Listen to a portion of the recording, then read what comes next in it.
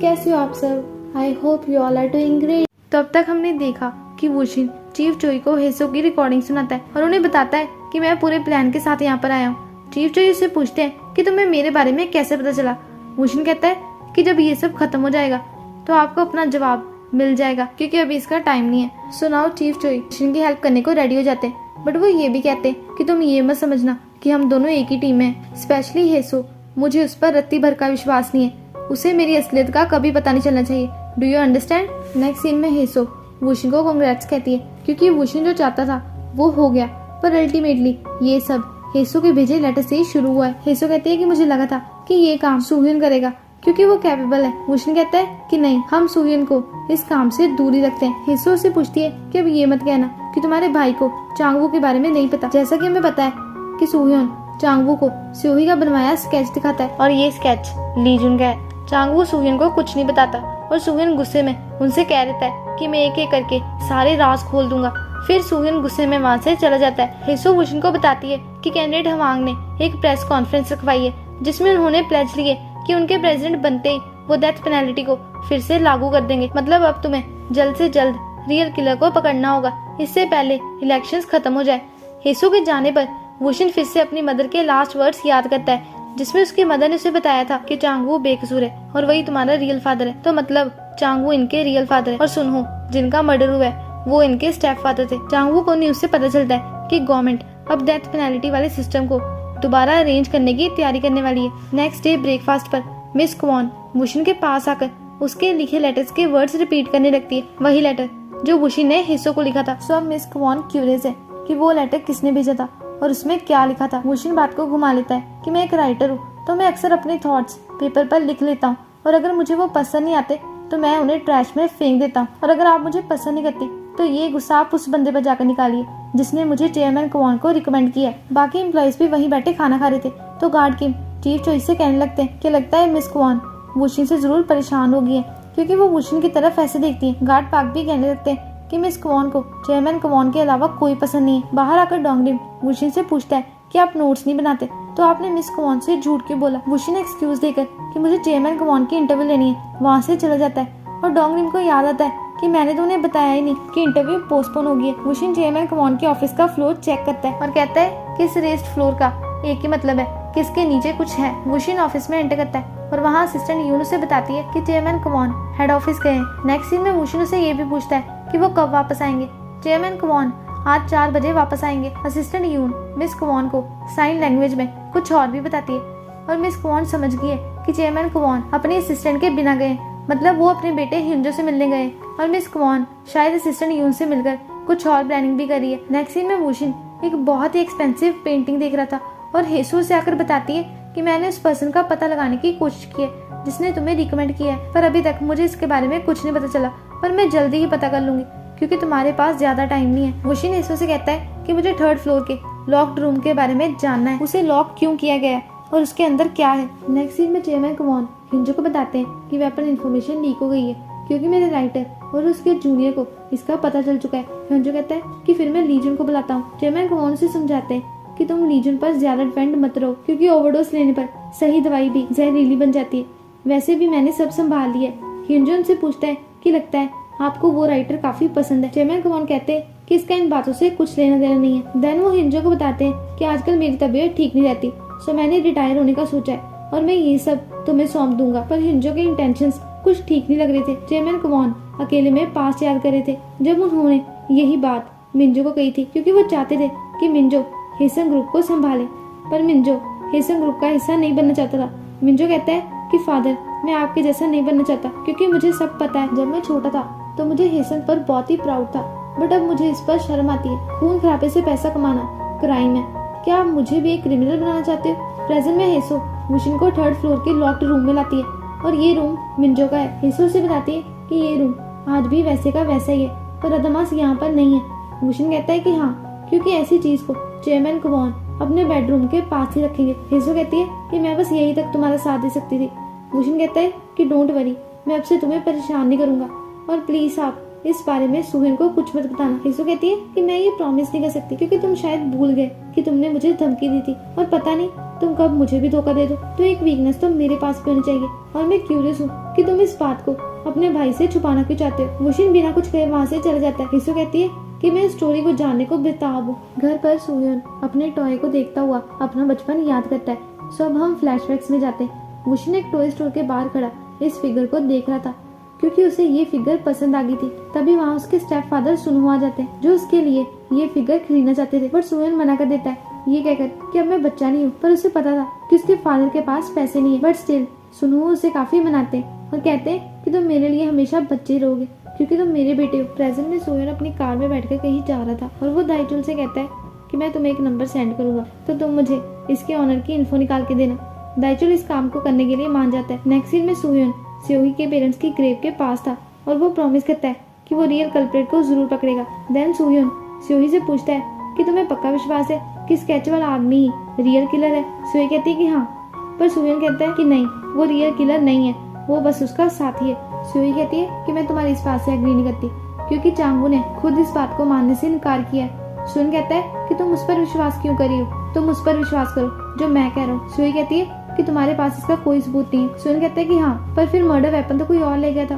और चांगू बस एक ही बात रिपीट करी जा रहा है कि उन्होंने ये मर्डर अकेले किया है जबकि इसका एक प्राइम सस्पेक्ट है, मतलब वो सिर्फ अपने साथी को बचा रहे हैं। सेओही कहती है कि क्या पता वो मेरी ही तरह अपनी सिचुएशन को बयान नहीं कर पा रहे जैसे मेरे फादर ने मेरी जगह खुद गवाही दी। सोयन कहता है कि तुम्हारे फादर ने अपनी फैमिली को बचाने के लिए खुद का नुकसान करवाया। चांगू तो एक ऑर्फन है और वो अनमैरिड भी है, मतलब वो बस अकेला इंसान है, उसके पास तो झूठी गवाही देने का कोई रीजन भी नहीं है। सेओही कहती है कि मेरी वजह से मेरी फैमिली खत्म हो गई क्योंकि मुझे लगा था कि चांगू इनोसेंट है, बट अगर इन सबके बावजूद भी वो इनोसेंट प्रूव नहीं हुए तो मैंने अपनी फैमिली के साथ ये क्या कर दिया। सोयन कहता है कि तुम गिल्टी मत फील करो, क्यों सारे विक्टिम्स दर्द भुगते जबकि वो सारे गिल्टी लोग ठीक ठाक घूम रहे हैं। ये गिल्ट सिर्फ गिल्टी लोगों के लिए बना है और तुम इनोसेंट हो, तुम एक सर्वाइवर हो। दूसरी तरफ डोंगरिम के फादर की हालत बहुत ही खराब थी, पर वो डोंगरिम की मॉम को डोंगरिम को ये बात बताने के लिए मना कर देते हैं। तो डोंगरिम की मॉम उसे कुछ नहीं बताती, पर वो उसे ये बताती है कि तुम्हारे फादर को हॉस्पिटल में वीआईपी रूम मिला है।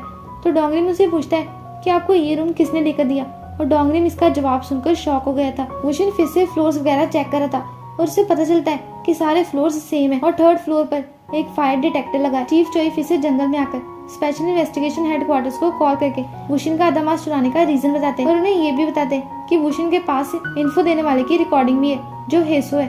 चीफ चोई उन्हें सजेस्ट करते हैं कि क्यों ना हम वुशिन को अपनी टीम में शामिल कर लें, उसके पास कैंडिड हवांग और फायर आर्म्स को लीगल बनाने वाली इन्फो है। ऑफिसर कांग कहते हैं कि अगर वुशिन ने हमें ज्वाइन कर लिया तो हमें उसका ध्यान रखना होगा, पर चीफ चोई सिर्फ वुशिन से हाथ मिलाने का नाटक करना चाहते हैं ताकि वो उसका यूज करके अपना काम निकलवा ले। दूसरी तरफ वुशिन चीफ चोई को ढूंढता हुआ सिक्योरिटी रूम में जाता है और गार्ड की उसे बताते हैं चीफ चोई जंगल में शिकार करने गए, तो आप मुझे बता दीजिए। तभी वहाँ चीफ चोई आ जाते हैं तो वुशिन उसे कहता है कि मैं बायोग्राफी लिखने के लिए आपका इंटरव्यू लेना चाहता हूँ। अब तो गार्ड किम को भी इन दोनों पर शक हो रहा है। बाहर चीफ चोई कहते हैं कि तुम्हें जल्द से जल्द आदामास चुरा लेना चाहिए। वुशिन उनसे फायर एक्सटिंग्विशिंग सिस्टम के बारे में पूछता है क्योंकि मेंशन में सिर्फ फायर डिटेक्टर्स हैं और आग बुझाने के लिए कुछ नहीं है। चीफ चोई कहते हैं कि तुम्हें देखकर ऐसा लग रहा है कि जैसे तुम खुद इसका जवाब जानते हो।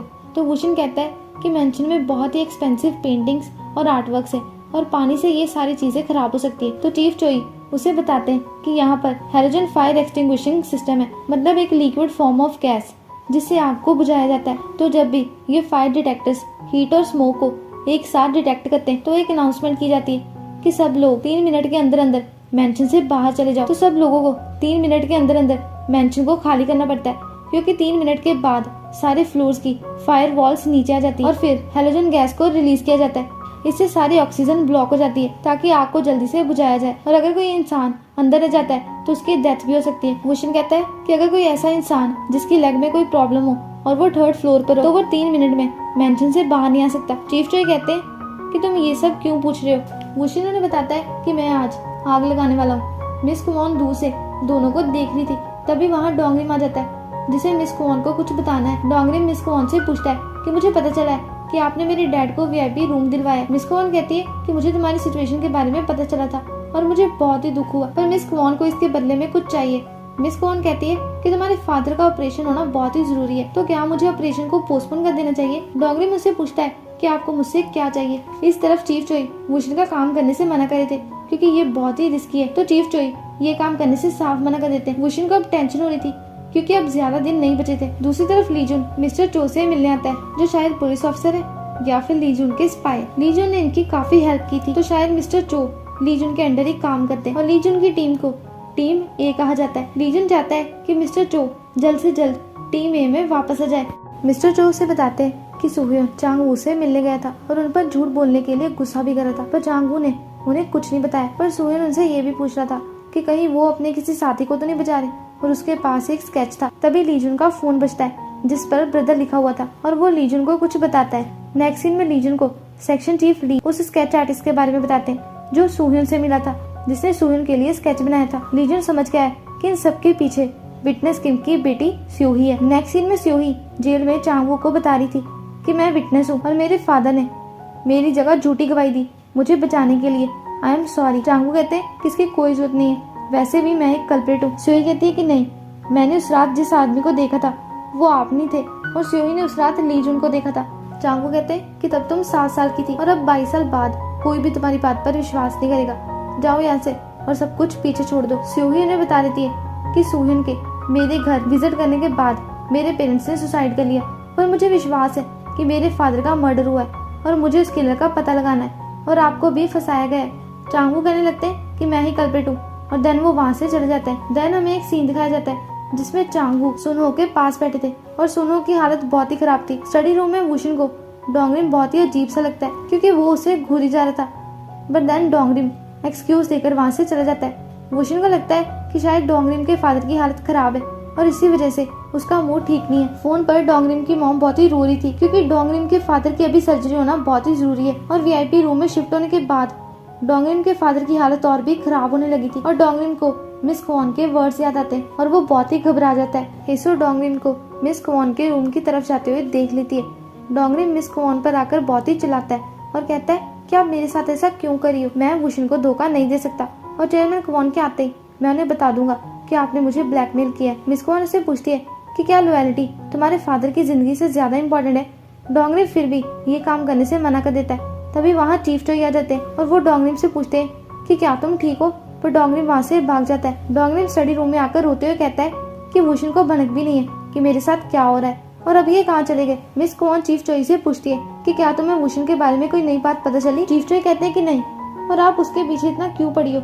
मिस क्वॉन कहती है कि वो यहाँ अपनी नेक्स्ट बुक के लिए कोई इन्फो इकट्ठी करने आया है और मैं जानना चाहती हूँ कि उसे कैसी इन्फो चाहिए। मिस क्वॉन को लगता है कि वुशिन शायद मिंजो के हेलीकॉप्टर केस के बारे में पता लगाने आए। नेक्स्ट सीन में चीफ चोई मिस क्वॉन की बातें वुशिन को बता देते हैं। वुशिन को थोड़ा रिलैक्स फील हुआ क्योंकि मिस क्वॉन की इस गलतफहमी से उसका ध्यान वुशिन के असली मिशन से हट जाएगा और मिस क्वॉन चेयरमैन क्वॉन को बचाने के लिए किसी भी हद तक जा सकती है। वुशिन कहता है कि चेयरमैन क्वॉन अपने बड़े बेटे से ज्यादा मिंजो से प्यार करते थे और सबको लगता था कि मिंजो ही हेसन ग्रुप का नेक्स्ट बॉस बनेगा, बट वो एक चॉपर एक्सीडेंट में मर गया और इस मैंशन में एक हेलीपोर्ट है। क्या आपको ये बात अजीब नहीं लगी? चेयरमैन क्वॉन अभी भी चॉपर यूज करते हैं जबकि उनके बेटे की मौत एक चॉपर एक्सीडेंट में हुई थी। चीफ चोई कहते हैं कि चेयरमैन क्वॉन ने मिंजो को नहीं मारा, वो तो अपने बेटे से बहुत ही ज्यादा प्यार करते थे। तो वुशिन अपनी दूसरी थ्योरी बताता है। मिस क्वॉन ने चीफ चोई से पूछा था कि कहीं वुशिन यहाँ पर मिंजो के हेलीकॉप्टर केस के बारे में पता लगाने तो नहीं आया। तो चीफ चोई मिस क्वॉन के कहे वर्ड्स पर गौर करते हैं तो उन्हें रियलाइज होता है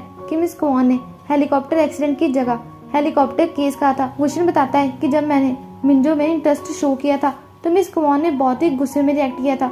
इसका मतलब है कि वो जरूर कुछ जानती है। मिस क्वॉन ने वुशिन का लेटर चीफ चोई को भी दिखाया था और अब वो किसी स्पाई को ढूंढ रही है जो उन्हें वुशिन के बारे में इन्फो ला के दे। सब वुशिन चीफ चोई को बताता है कि हम अपना फायर मिशन 4 o'clock स्टार्ट करेंगे जब चेयरमैन क्वॉन यहाँ मेंशन में वापस आएंगे और मिस क्वॉन उन्हें बाहर पिक करने जाएंगी क्योंकि फायर अलार्म बजने पर मिस क्वॉन 3 मिनट में मेंशन से बाहर नहीं जा सकती। इसीलिए ये मिशन तब स्टार्ट होगा जब वो चेयरमैन क्वॉन को ग्रीट करने बाहर जाएंगी। आज मुझे बस यही पता करना है कि अदमास यहाँ पर है या फिर नहीं, तो किसी को भी नुकसान नहीं पहुँचना चाहिए। इसीलिए मैं फेक फायर अरेंज करूँ और अगर फायर डिटेक्टर काम नहीं कर रहा होगा तो सबको यही लगेगा कि ये कोई टेक्निकल प्रॉब्लम है और किसी को हम पर शक भी नहीं होगा।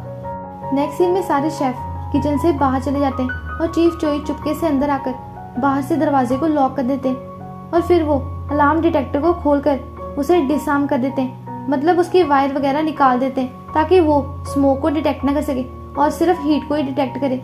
और इससे सबको लगेगा कि ये कोई टेक्निकल प्रॉब्लम है और वो शेफ के आने से पहले जल्दी से छुप जाते हैं। वुशिन शेफ को एक स्पेशल डिश बनाने को बोलता है और चीफ चोई जल्दी से वहाँ से निकल जाते हैं। दाइचुल सोहेन को बताता है कि मैंने इस नंबर का पता लगाया और ये नंबर किसी बर्नर फोन का है। सोहेन के फोन पर स्योही की कॉल आती है जिसे दाइचुल गलत समझ लेता है। स्योही सोहेन को मिलने बुलाती है। लीजन को टेंशन हो रही थी क्योंकि वो स्केच उसका है और अब तो उसका फेस रिवील हो चुका है। सेक्शन चीफ जंग आकर उसे बताते हैं कि स्योही चांगो से भी मिलने गई थी और ये उनकी रिकॉर्डिंग है। लीजन बहुत ही गुस्से में था और फिर वो सेक्शन चीफ जंग को स्योही और सुहेन को मारने का ऑर्डर दे देता है। सेक्शन चीफ जंग और एजेंट चा स्योही और सुहेन को मारने की प्लानिंग कर रहे थे और सेक्शन चीफ ली आकर उनसे रिक्वेस्ट करने लगते हैं कि प्लीज इस बार ये काम मुझे करने दो, मैं चाहता हूँ कि मेरा भाई मुझ पर प्राउड फील करे। तो सेक्शन चीफ जंग मान जाते हैं। सेक्शन चीफ जंग को पता है कि सेक्शन चीफ ली सब खराब कर देगा, तो वो एजेंट चा को बाद में सब कुछ ठीक करने को बोल देता है और लीजन को भी तो पता चले कि उसका भाई लूजर है। स्योही ने सुहेन को बता दिया था कि वो चांगू से मिलने गई है, तो सुहेन को टेंशन होने लगती है कि कहीं वो स्केच वाला आदमी स्योही पर नजर न रख रहा हो। स्योही कहती है कि टाइगर को पकड़ने के लिए उसकी डेन में जाना ही पड़ता है। सुहेन उसे वार्न करता है कि सबसे तुम बहुत ही बड़ी मुसीबत में फंस जाओगी। स्योही कहती है कि देखना वो लोग हम तक जरूर पहुंचेंगे। तो सुहेन उसे कहता है कि वो लोग हम तक पहुंच चुके हैं। देन सुहेन उसे एक मैसेज दिखाता है जिसमें टाइम और डांगसन रेलवे बिल्डिंग लिखा हुआ था। सुहेन बताता है कि मैंने इस नंबर को ट्रैक किया और ये एक बर्नर फोन है और मैं यहाँ पर जरूर जाऊंगा क्योंकि अगर वो मुझे मारना चाहते तो पहले ही मार देते। वो मुझे कुछ बताना चाहते हैं तो मुझे उनकी बात सुननी चाहिए। दूसरी तरफ डोंगरिम मिस क्वान के रूम में आता है और कहता है कि मैं आपका काम करूंगा, पर रूम में कोई नहीं था क्योंकि मिस क्वान बाहर चेयरमैन क्वान को ग्रीट करने गई थी। डोंगरिम अकेला परेशान अपने आप से बातें कर रहा था कि मेरे पास कोई चॉइस नहीं है, मैं बाद में वुशिन को सब बता दूंगा और वो मेरी बात समझ जाएंगे। किचन में शेफ वुशिन की कहीं चाइनीज डिश बना रहे थे और मिस सो ने ध्यान से काम करने को बोल रही थी कि कहीं आग न लग जाए। किचन में बहुत ही ज्यादा हीट हो गई थी और चीफ चोई सिक्योरिटी रूम में आकर अलर्ट सिस्टम एक्टिवेट कर देते। शेफ समझ गए थे कि ये अलार्म इस डिश के धुएं की वजह से ऑन हुआ है। मिस सो जल्दी से सबको मेंशन से बाहर जाने को बोलती है तो सब जल्दी से बाहर निकलते हैं। वुशिन चेयरमैन क्वान के ऑफिस जाता है और उसे वहाँ पता लगता है कि अदमास यहाँ पर नहीं है। हेसो मिस सो से इस सिचुएशन के बारे में पूछती है जो उसे बताती है कि अंदर कोई आग नहीं लगी, ये बस फॉल्स अलार्म है। एक मेड मिस सो को बताती है कि वुशिन यहाँ पर नहीं है। तभी सामने से वुशिन आ जाता है। वुशिन आते ही डोंगरिम को ढूंढने लगता है और डोंगरिम भी वहाँ पर ही था। डोंगरिम उसे बताता है कि असिस्टेंट यून यहाँ पर नहीं है और वो तो अलार्म की अनाउंसमेंट भी नहीं सुन सकती। वुशिन हेसो से पूछता है कि असिस्टेंट यून का रूम कौन सा है। हेसो ने चाहती थी कि वुशिन अंदर जाए। तभी मिस क्वान वुशिन को बताती है कि असिस्टेंट यून चेयरमैन क्वान के रूम में। वुशिन जल्दी से उसे लेने भागता है। फायरवॉल सिस्टम एक्टिवेट हो गया था और वुशिन जल्दी से 3rd फ्लोर पर पहुंचता है, पर वहाँ पर असिस्टेंट यून नहीं थी क्योंकि वो तो पहले से ही गार्डन में थी। मतलब मिस क्वान ने वुशिन से झूठ बोला। हिस्सों को मिस क्वान के एक्सप्रेशंस कुछ ठीक नहीं लग रहे थे और उसे मिस क्वान पर शक हो रहा था। वुशिन बाहर निकलने को भागता है पर तब तक फायर वॉल्स पूरी तरह एक्टिवेट हो चुकी थी और फिर हेलोजन गैस निकलना चालू हो जाती है। वुशिन वहाँ से बाहर निकलने की बहुत कोशिश करता है बट फिर उसकी हालत बहुत ही खराब हो गई थी। हेसो जल्दी से गार्ड किम को आकर फायर अलर्ट सिस्टम को बंद करने को बोलती है क्योंकि वुशिन अंदर है। गार्ड किम चीफ चोई को जल्दी से अलर्ट करते हैं। ऑफिस में वुशिन लेटा हुआ छत की तरफ ही देखी जा रहा था और देन वो कहता है कि मुझे वो मिल गया और ये एपिसोड यहीं पर खत्म हो जाता है। सो मिलते हैं नेक्स्ट वीडियो में। Bye bye, see you again. Out of your mouth, you wish you were someone else. I miss